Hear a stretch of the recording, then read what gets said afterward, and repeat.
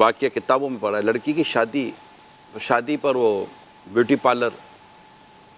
والی آتی ہیں، میک اپ کرتی ہیں، کچھ لڑکیاں جاتی ہیں، کچھ آتی ہیں، مگر یہ ایسی تھی کہ اس کے یہاں بلوایا گیا تھا، تو وہ آئی تھی دلہن کا میک اپ کرنے کے لیے، تو ٹائم تھا کہ وہ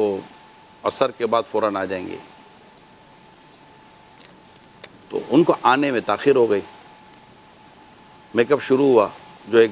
میک اپ دلہن کے حساب سے انہوں نے کرنا شروع کیا، ایسے میں مغرب کی اذان شروع ہو گئی، اور وہ جو دلہن تھی بن رہی تھی، آج اس کی رخصتی تھی،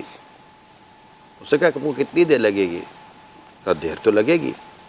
دلہن کا میک اپ ہے۔ تو اس سے کہا مجھے تو نماز پڑھنی ہے، مغرب ہو گئی ہے، مغرب میں بہت تاخیر تو نہیں کر سکتے میں زیادہ، اور اتنا کو بڑا وقت بھی نہیں ہوتا۔ تو اس نے کہا کہ وقت تو لگے گا، ظاہر ہے اب شروع بھی کر دیا ہے، کہ مجھے وضو بھی کرنا ہے، نماز پڑھنے، اور وضو کرو گی تو جتنا اب تک محنت کی ہے وہ بھی آگے پیچھے کچھ عورتیں بیٹھی ہوئی تھی، کہا بیٹی اب تیری رخصتی ہے، اب رات کو دیر سے سب ملا جلا کے پڑھ لینا۔ کہا یہ کوئی بات ہوئی؟ غلط بات کی انہوں نے۔ کسی نے کیا مشورہ دیا، کہتے ہیں تیمم کر لے، تو اس نے کہا یہ تھوڑی ہو سکتا ہے تیمم، تو اس کو کافی ٹالنے کی، گھمانے کی اور کوشش کی، 1000 روپے ضائع ہو جائیں گے۔ بولا مجھے نہیں سمجھ میں آ رہا کہ آپ لوگوں کو کیا ہو گیا، میں نے مغرب پڑھنی ہے، مجھے دیر ہو رہی ہے،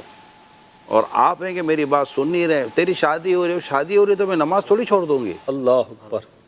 اب وہ سمجھے نہیں، اور صحیح نہیں سمجھے، اس کو سمجھنا بھی نہیں چاہیے تھا۔